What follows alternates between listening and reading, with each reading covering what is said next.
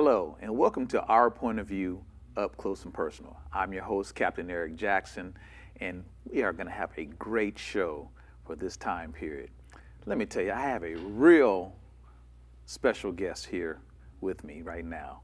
He's intelligent, he's smart, he's a go-getter. He's, quite frankly, he's the man. And I'd like to know him. I'm sorry. And this brother is Ibrahim Musa Assad. Brother Assad, I appreciate you coming here to the show. All power to the people. Assalamu alaikum wa rahmatullahi wa barakatuh. Walaikum assalam. Alhamdulillah. I do know that. So, you know, let's just spend a few minutes just talking about you. Tell me a little bit about yourself. Well, I got into Black Panther when I was about 18 years old. I met a bunch of guys that came over from Nam, and we started an organization over there in Vine City. We had a Breakfast of Children program, and we sold Black Panther papers, and eventually, you know, we helped a lot of people come through on the run, right? Right. And and then we officially became a chapter, about a year later, and we had Breakfast of Children program and all different type of programs to help kids. Which wasn't even around then. They didn't have free breakfast before you went to school. Right. These kids were hungry. They didn't went to study. You know, we had a lot of people from Morris Brown and Morehouse and Spelman would come over and help us. You know, educate these children, and we did pretty good. And every once in a while, I bump into somebody after all these years and say, "Oh, you was one of the Black Panthers." I remember, you know, we had food. You know, so it was a good experience. You know, at that time. And I was coming a time when everything was happening, you know, people getting killed. At the time I came in, I was about the same age as Mark Clark, and Fred Hampton was killed and assassinated in Chicago. Okay. And I was the same age, 18 years old. Wow. As a matter of fact, that was all left just about. At one time, it was all left, 18-year-olds and some women, Kathleen Cleaver and different women running the organization, but it was mostly us 18-year-olds that held down the fort until they started killing us all. Wow. So it was a wonderful experience, I think, you know, and I wish that we could redo this, that we could start back where we was, you know. It's interesting that you mentioned start back where you were, and you mentioned two important points, one about the children and one about growing up. If you will, take a few minutes to take me back to that time before you got into the movement, growing up and some of your experiences as a young person. Well, you know, Atlanta was the Black Mecca.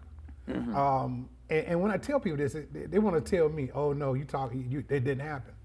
Well, when I was coming up, we had 5 black hospitals. I was the only one born in a white hospital. I was born on the colored side of Grady. That's why they call it the Grady's. There's 2 sides of it. Okay. And, you know, it was just all the businesses, you know. You had the hospitals, you had doctor's offices up and down Hunter Street and Auburn Avenue, the Art Fellows building on Auburn Avenue, and I worked for SCLC when I was young. You know, I worked in Hosea Williams in the mailroom. Hosea. And you know, so I was there where the first black radio station was upstairs. Magnolia Ballroom was really popping. There was a couple other places too before they put Interstate 20 through there. Okay. And 7585. And but it was just, and then the West Side was really where the rich people went. You know, you had all the college campuses. Okay. If you could have seen Morris Brown there, if you could imagine, in 1800s they built a building called Fountain Hall, and they put a clock on top of it. Okay. Now that's Diamond Hill. It's the highest land point in Atlanta. Sherman watched the Confederate movement on that hill because you can see everything around. Gotcha. So when they built that clock, and it overlooked the city of Atlanta, even when Martin Luther King was assassinated, we had a funeral procession that I was in, march right down through there. I remember seeing footage of that. You could actually see the state capitol. Now that clock, you could see this from the state capitol. You could see way down on what they call Midtown now. Okay. And down in South Atlanta and down around Lakewood. Okay. That's how far you could see that clock. And all the way back down towards Gordon Road, which is now Martin Luther King, down there where that Confederate cemetery is. Okay. Further down in Westlake. So you could see that clock. So that was them telling us, look what we have accomplished, look what we've done. And Morris Brown was the only college named after a black man. Wow. So, you know, it was just so wonderful. And then when I go over there and see it now, it's just like I get tears in my eyes. Because you lived in Vine City, you had to be somebody. Sure. You had to be a college professor or something. That's why Martin Luther King moved there in 1960. Wow. And, you know, on Sunset But you know, it was just that type of area that I had a chance to see what black businesses look like. You know, and everybody you met, you had somebody to look up to. You had a black man. Oh, that's Mr. Yancey, or that's Mr. Young, or that's you know, I mean, not just civil rights workers, but you know, just real businessmen. You had millionaires. We had millionaires at the turn of the 20th century. You had Alonzo Herndon, and I mean, so Atlanta had plenty of millionaires. We had some of the first millionaires with all kind of business, and even before the Civil War, before Atlanta was Atlanta, they built a church, Free Blacks, and Big Bethel Church is on Auburn Avenue. Yeah, that's one. That's that's one of the oldest churches in Atlanta. There's another church too. Was built was a mixed congregational at the time of the Civil War. I think Atlanta something, but that's one of the oldest churches. And Fourth Ward used to be the up county. And you had South Atlanta, Old Slave Cemetery, where Martin Luther King parents are buried at. My mother and grandmother them buried there. You had one of the Grandmaster Masons buried over there. So you go to that cemetery, you look around at some of them graves, all the way back, you know, predating Civil War and on, when Black Americans took it over at the Civil War, and you see all these great people there, you know, and I mean, you don't know, but once you see them and then you look them up in history, you say, oh my God, I know that, I never heard of that person. Wow. And you know, it was just a thing, and I come up in a time when you had one of the richest minority construction companies, and you know, he helped build a stadium, the Fulton County Stadium, where the Braves played at. He helped build the Omni. He helped build a dome, and you know, so he came up, you know, just the way we came up, and everything that it was always that want to be better than the next man, be better than, and do your best, you know. Well, I tell you what, all that is wonderful, and I cannot wait to dive into more about Ibrahim Musa Assad. So, hey, we're going to be right back with more of our point of view, up close and personal, after these messages. You know, ABFF represents the very core of what has always sustained us as a people, community. This is such a crucial space where we can see ourselves and feel represented. A film festival that said, you are enough. This is where I started, where Ryan Coogler started. The first major festival to have my work online. Thank you for celebrating our art. I feel the love.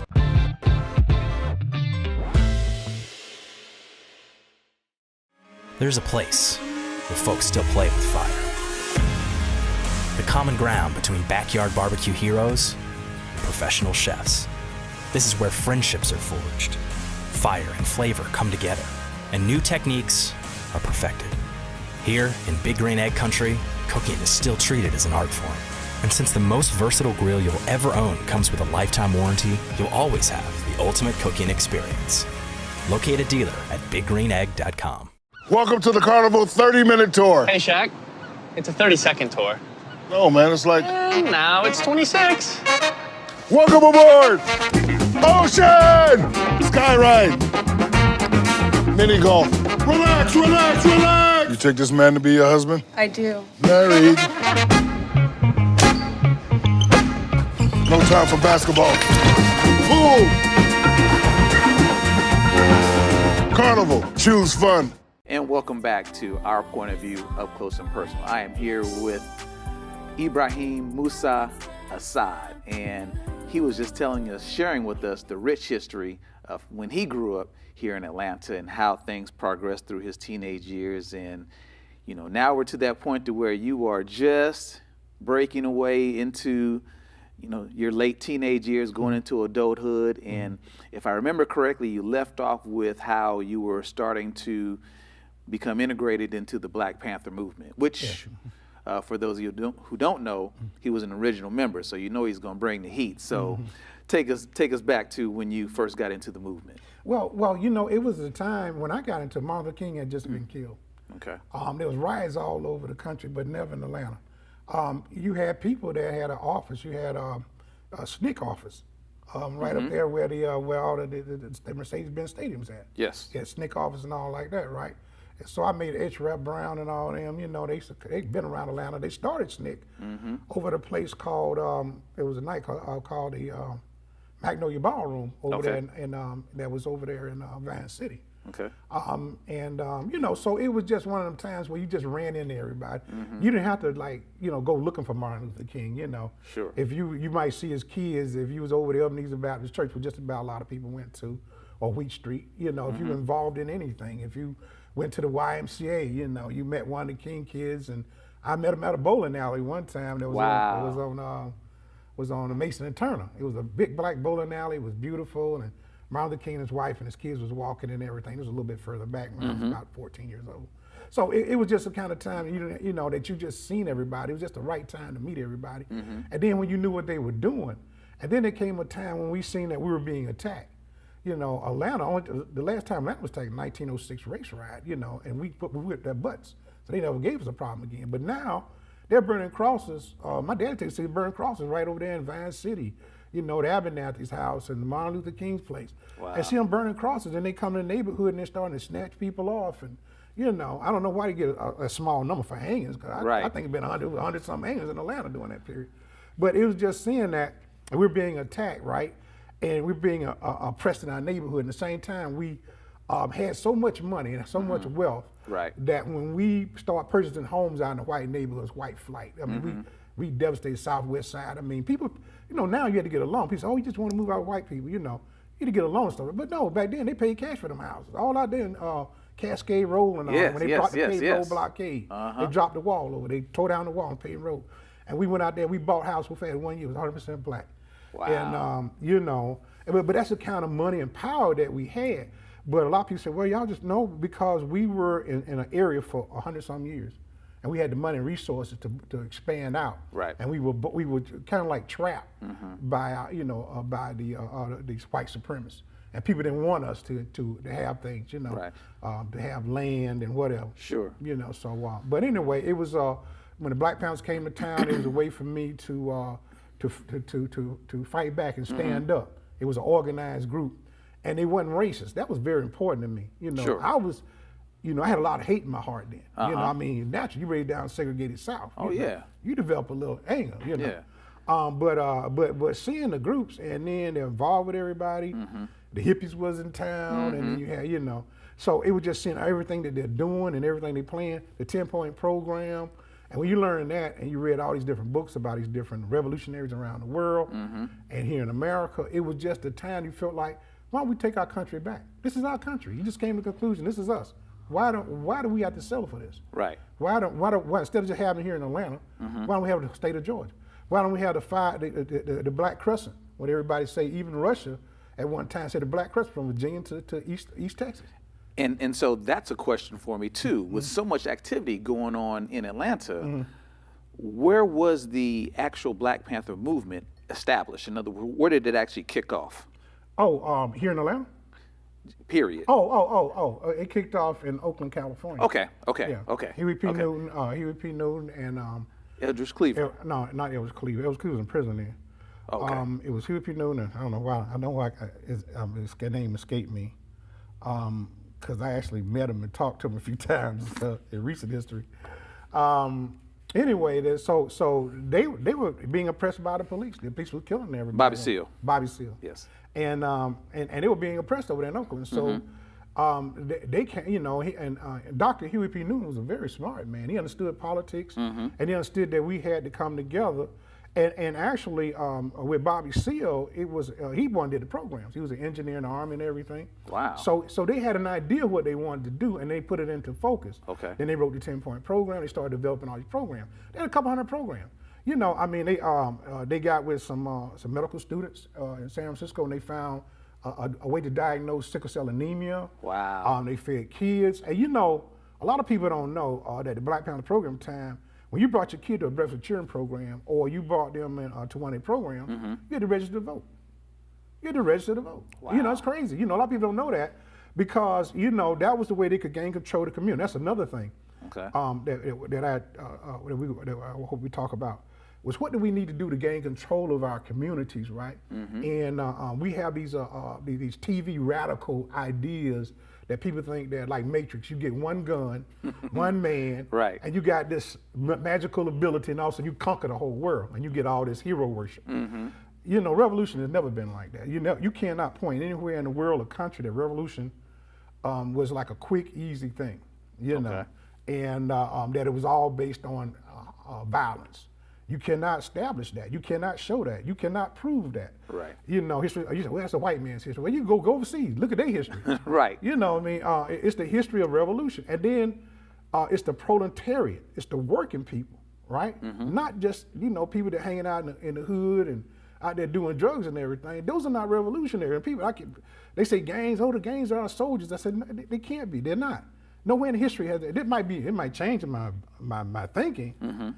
But it's working people like me and you. People got jobs. People they call Uncle Toms and Coons because we trying to pay a mortgage. Right. You know what I mean? Yeah. I mean, I'm very, not only am I conscious, I'm active. Right. You see, when I say I'm aware and I'm conscious, right? I'm a conscious black man. Now it's like Facebook, it's like and love. That means you just all of a sudden you read something, you heard somebody say something, and you down, you okay, that's good. And then you go do what you do. Well, if you aware or conscious of something, it's just like driving down 285 or anywhere. I'm conscious of all the cars around me, so I had to respond and react. Sure. You see, I just to be because oh, that's a car right there, and just run right into him, let him run into me. Right. I have to act. So consciousness, it's an action. It's an adverb. You had to act on. You had to act on this consciousness. To test the water. Right. And but of course, people don't want to hear that. They want they want the quick thing. Sure. I do this and bam, I expect this results.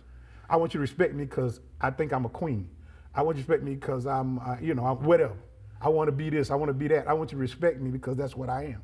Well, I guess now it's getting bad, but the world don't work like that. Well, it surely doesn't, and we're going to talk about that and the results when we come back with more with our point of view, up close and personal with Ibrahim Musa Assad. We'll be right back. Over, nope, backspace, over. It feels like we started searching 2 hours ago. Feels like we never gonna find this show. No. Get it, flip it, tip it, dip it, Yeah. Hey Google. Hi, how can I help? Oh yeah. Get it, flip it, tip it, dip it.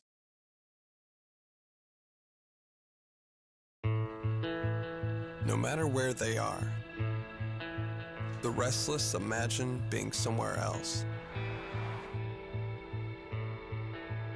And when they get there,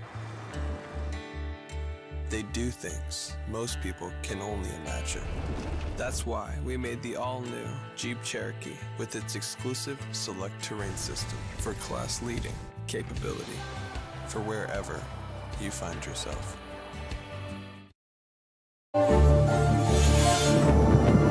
There's a whole lot of different opportunities out there. Don't fear to fail. And you learn from your experiences. Then you learn how to become the best version of you, and you learn what you really like. You're the one who decides your fate. Just stay focused.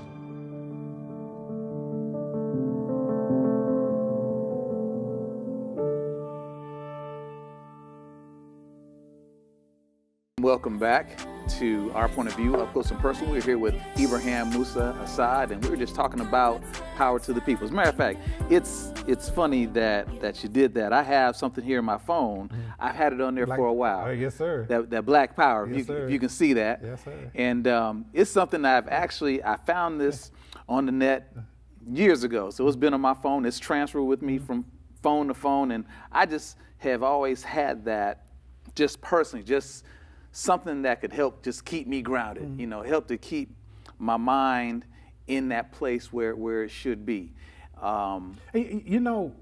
Black Power, when they said that back in the 60s, that was a statement.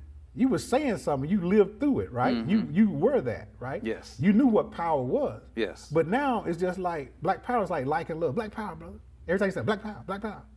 But it doesn't have any meaning, to have Black Power is a group of people that are coming together with some kind of same purpose in mind to accomplish something, right? That's how you get power. People say money is power. Oh, you got to have money. No, power begets money. When you're in power, you tell people what the money is. If you want to be the dollar, you want to be gold, silver, platinum, diamonds, which is one of the most common minerals in the earth, diamonds, right? Yes. But you name a value, you assign a value to it. It's a centric value. So you empower, you make decisions what affects the rest of the world and affects you. And that is your destiny. That's the destiny we should look for, to affect change, to be what we want it to be, whether we want to argue about it right or wrong.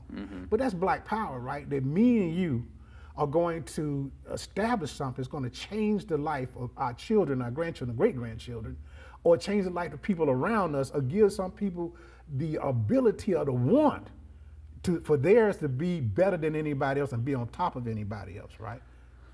That's Black power. So, excuse me, in talking in that realm, you're talking about power, you're talking about making change. Tell me how the group came with the 10-point program. Oh, great. I'm glad you asked that. Well, they wanted a way, Huey P. Newton and Bobby Seale, they wanted a way to express what they wanted, or what they to kind of symbolize, just in saying a word, Black power phrase, to spell it out, right? And if you don't mind, just give me a minute, I'll just read some of the headlines of this, right? Okay. We want freedom, we want power to determine the destiny of our own Black and oppressed communities. Okay. Well, when you determine the destiny, or you have a group that you can say, well, we don't want this here. This is what we want here. Or we want our kids to go to this college, or we want this land to be ours. We want to control this land, right? We want full employment for our people, right? Okay. To be gainfully employed, Yes. not just, like McDonald's and think that's a job. Right. They have good training and skill, manufacturing skills, and we should bring that in the community. We want to end to the robbery and capitalists of our Black and oppressed communities. Well, it speaks for itself, right? Right. But now it's so fad conscious, nobody know they're getting robbed. Right. And we want decent housing fit for the shelter of human beings. This is during a time when the project era was coming to, was going downhill, right? Okay. And some of the places weren't fit to live. People had to live in it, and it's still happening now today. So much. We want education for our people that exposes the true nature of this decadent American society, and we want education that teaches us our true history and our role in present day society. Dr. Amos Wilson and a few other people talk about, our young people. We wonder, and they were talking about years ago that they knew that our kids was going to be out there killing and act stupid. We weren't going to do anything we say, listen to anything we say, because we have no power, we have no control over them. Wow. We can't reward them or punish them, right? Right. So it's a reflection of that. Malcolm X spoke to that a lot. Because, you hear history, and then that is your whole life. I mean, your history affects the laws and how you relate to things, how your purpose in the law. So if you hear that you was a slave and that's all you were, then that is your purpose, right? And then you're always trying to overcome that. Oh, I'm trying to overcome this being a slave. It's in my genes or whatever, right? Or whatever. We get all these things. But what if you knew the truth that you were here 52,000 years ago? Right. That you were the Aborigines. You was the people that now they call Indians some kind of Mongolian or white-looking person. Say, well, I'm a Native American. Yeah. And then you say, well, I'm a Native American because my people here roots. Well, you don't have no Native American. Well, because I am the Aborigine. Yes, I would have African blood. Yes, my genes come from this land here. Right. My people have been here, tracing my people back to 1700s here in Georgia. So I'm a true Georgia native. That's right. And this is my land. So by knowing that, then I'm not predisposed to go anywhere and do anything else until I take care of home. Right. You see, I take care of home. And we want free health care for all Black and oppressed people. Well, that's one thing we're talking about now. What's wrong with free health care? Right. I don't get it. Well, some people got a couple of dollars. Say, we don't. What? You just want to have health care and nobody else to have it? Because Right. you can be important because I can get this surgery done, or I can get the buttocks or whatever. But whatever. Right. But it's something that we need because when we knew back in the day when they had polio vaccine, if they didn't eradicate polio by giving people vaccines, then so many people, and they actually eradicated for a while. The flu virus, that was a big thing at one time. It wiped out 20% of population, me in your lifetime, the swine flu. Yes. It wiped out almost 10% of the population in the world. And then in our parents' lifetime in the 20s, it wiped out almost 30% of the population, 40% of the population in the world from flu, right? So it's just, see, we have to really understand and know things we talk about. The cancer, we spending all this money talking about protect America, make America safe, for not enough terrorists in the whole entire world to be the alumni or be in Georgia State University.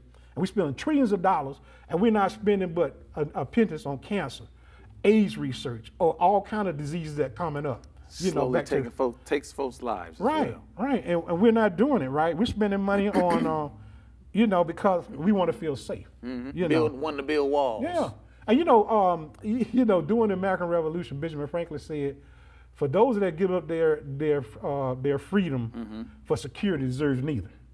You know what I mean? So it makes sense. When you think of that, right, you giving up, well, I want to be safe and everything. So what you giving up? You can no longer, you got to have ID now. You can only just walk anywhere in the country you want to. You just can't drive without being harassed and molested, right? You know, driving while black always been a thing, but now it's just prevalent, right? Sure. And then people are justified that. Why you don't listen to the police? Well, you had a right to, you had your constitutional right say if you don't want to stop, please say, no, excuse me, I'm going about my business, right? Do you have anything that you want to talk to me about? Right. Do I appear to be a mass murderer or something? Or a crime? Do you have anything? Well, then excuse me, see you later. Yeah. Right? Or if he started pulling me out of the car, bam, and that's justifiable homicide because I'm defending myself. You see, but now you do that and wow, he killed a cop. You're already guilty. Right, like the young lady that pulled a gun out and shot the cop. They don't say why she shot the cop, why she pulled a gun out. All of a sudden this woman want to pull a gun out the thing and shoot the cop. Right. These black women, right? They don't say why, but then this guy get a big burial here, a big hero's welcome. Oh, look at this. And nobody tells a story, right? You know, maybe this woman was attacked or assaulted or she felt threatened to that matter. They locked the other woman in jail so she can't say nothing. The young man down here in Henry County a year or so ago, he was, they came into his house and about a job warrant. He was talking about this is his sovereign, he's sovereign, you know? So he's talking crazy, you know, but that wasn't a reason to go in the man's house, right? So then another cop come in, barge his way through the house. The man shoot out, kill that cop, wound the other two. They shoot and kill him. All of a sudden, it's case closed, right? Wow. This man get a big old hero. Welcome. Cops from all over the country come to this man hero, and they don't even tell the story, or they try to manufacture the story where it looks. So this is why it's important that we know the truth and our value and our worth, right? And then we can stand up for ourselves, because that's where we change the destiny. They just passed a law last year. It hadn't got to the Senate yet, called the Protect and Serve Law, 2018. And it literally gives a cop a citizenship, a protected citizenship. If you think about or could harm or could possibly harm a police officer, you get 7 years to life. And Louisiana give you 30 years, right, for that. You know what I mean? So how in the heck that now that if I touch this police officer because he grabbed me or something, or I'm trying to, or just like a brother in New York, he's trying to keep him falling because he's a big guy. Yeah. And they put one guy pulling one, they pull the other way. They say he resisting arrest, and then they choke the guy and kill him. You know what I'm saying? But see, that's the kind of mentality that we have, and we allow these things to exist, right? Well, and so with that, when we come back, let's talk a little bit more about that, about the mentality and where the movement is now and how it's assisting people in getting over some of these issues and dealing with the police and dealing with these housing issues and so forth and so on. So when we come back, Brother Assad is going to give us some more information on that. So stay tuned. We're coming back. Power to the people. The future waits for no one, so we refuse to wait for it. We're not just pilots and engineers, we are pioneers. Today, battles are waged in nanoseconds, and planes are piloted from the other side of the world. We turn night into day and fly missions in space. The future's not coming, it's already here. This is the future. Join us and be the future.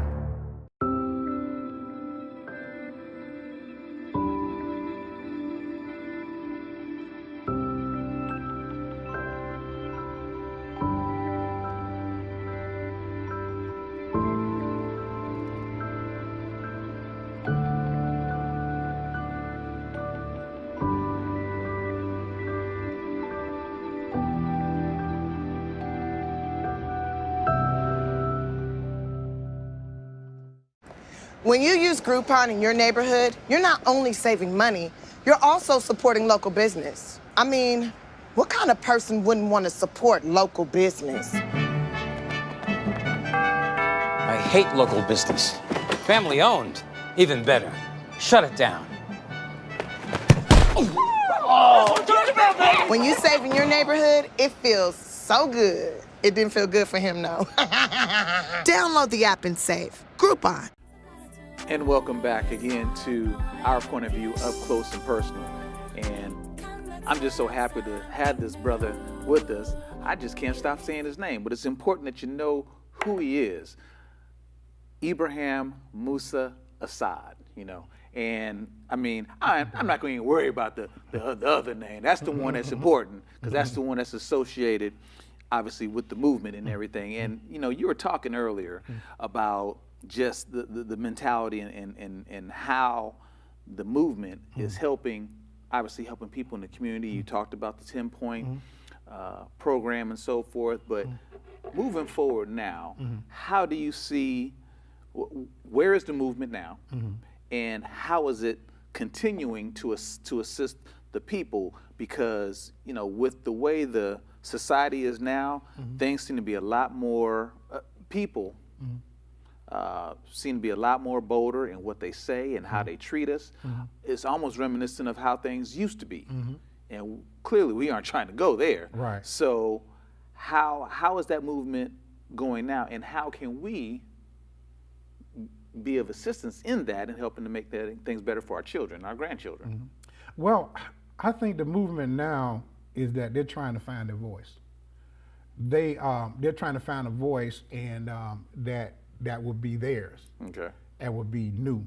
Sure. I run into this a lot when I talk to a lot of young black militants and different Panther groups, right? And that's what they're trying to do, find their voice, and they want to be somebody. Right. That's a good step, really. You want to be out there. You want to be seen. You want to be respected. You want to be known, right? That's a good thing to a certain point, right? And that's where we're at today. I think that what we need to do, and even the average person, right?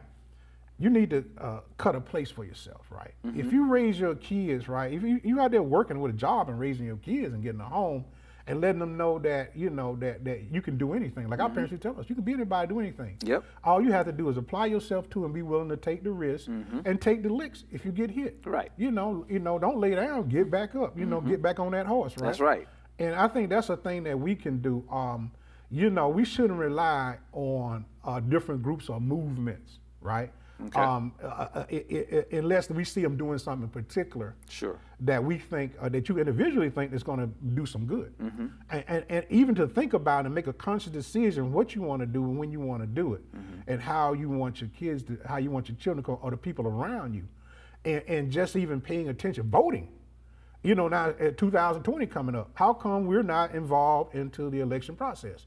Right. Malcolm X, El Haji, before I became, he talked about ballots and bullets. He said that you use your ballot like a bullet. How come we're not doing that now? Right. Because that's how you gain control of your community. That's one of the ways, right? Right. And that's one of the primary way. Building businesses. We talk about the Black Wall Street and everything. We forget that what they were about, that they were about commodities, farm stuff. Here in Atlanta, commodities and farm stuff, cotton exposition, Booker T. Watson spoke, Piedmont Park, 1897. Martin Luther King's grandfather came here and built churches and built homes, got his home, built homes and became wealthy. But this is the kind of ideology that we have to look at. Okay. Black business should be in a black community hiring black people. If you're a black man, say you're a black businessman, you have a debt to your society. Right. You have to provide the goods and services of people. Don't offer people they don't come to you if you don't offer a good alternative. Sure. And then we as militants or people, we want to shut down some places, right? Then offer an alternative. When they had the bus boycott, they didn't say, don't ride no buses. They provided transportation. Now you got carpools, because that's what they did in Montgomery. They had carpools, they had buses and stuff to take people back and forth to work. How come if we want to do something, then we want to shut down Walmart, then get an alternative Walmart, and then buy their stock up and own 50% shares of the premium stock, and then Walmart is a black business because we hire a lot of black people. Right. So we had to look at different things, right? Let's stop looking at TV, what we think that we see, and let's really understand what we see and then apply it to the day. So the 10-point program applied today makes sense. Right. Right? Yes. If you apply it, if you just look at it, that's something they did in 1966, so it don't apply now. That's a lie, because there's no future, there's no education, there's nothing to learn, and there's no history. Right. It has to be some history. Something had to happen for people to give this to you and start you in a different direction, right? So we should be involved in our lives. We should want to take control over land. We should want to take control of wherever you live, your neighborhood. That's what they did back in the day. A black neighborhood was a black neighborhood. You had everything that you could want or close to it in your neighborhood. Right. So if you had to go somewhere else, you had, you wasn't forced, so you felt that, I can't get none, or how black people are. Right. We got to stop that mentality. Oh, that's how black people are. We got to give ourselves justice, you know. We Art Kelly and people like that, Bill Cosby. Yeah. As soon as somebody accused them, we can't run off and say, oh, me too, and everything. Right. And become a movement against black men other than a specific individual, right? And then if he's proven innocent or he goes to the thing, then we should give him the same justice, you know. So we just need to be in a position where we really grab life by the horns, apply it and make it applicable to the day, and you know, be in a position where we can unite and like I said, I remember there was a movement, you know, buy black. You know, you don't have to go away to Buckhead and go to Rich's and all those other stores. You can do that in your own neighborhoods. We can grow our own fruit. We can make our own clothes. Make our own clothes. Yeah. You know, we can do make those our own things. shoes. We did. We used to do that. And all we down on the street and all over there. And we can do those things that support ourselves. So clearly, there's still work to be done. Yeah. And I can't thank you enough for coming in here, giving us a little bit of history, giving us a pep talk about what it is that we still need to do and the work that needs to be accomplished. I know that you are not laying down. I know that you are still on the grind. What social media information can you share with us as we begin to close out? Okay, well, you can find me on Black Panther Liberation Front. And the Regional Black Panther Party on Mondays, I have a, on 7 o'clock p.m., I have a Black Panther Liberation Front show to talk about current events and different ideologies, and you know, because this is an ideology battle now. This is propaganda war here we have here, and we have to understand that, right? You know, because that's how people relate to things. And you can also you can reach me on the Black Panther Liberation Front at yahoo.com. Okay. And you can contact us that way, Black Panther Liberation from yahoo.com. Or the Black Panther Original Black Panther Party, and the Black Panther Liberation Front. You can catch us, and you can catch me, and thousands of other people, and try to find out what's going on in your area and how you can get involved. You know, and you know sometimes you know it's good to be a follower, but sometimes be a leader. Yes, sir. You know, the person that you're waiting on to lead you might be you. You know, okay, it's just like that. You know. Man, I appreciate you coming on through. Thank you. Coming here to Our Point of View, up close and personal. And we thank you, the viewer, for tuning in again to Our Point of View, up close and personal. I've been your host, Captain Eric Jackson. My guest, Ibrahim Musa Assad. Until next time, and then remember, everything you've seen, everything you've heard, everything we said is Our Point of View. Thank you for tuning in. We'll see you next time.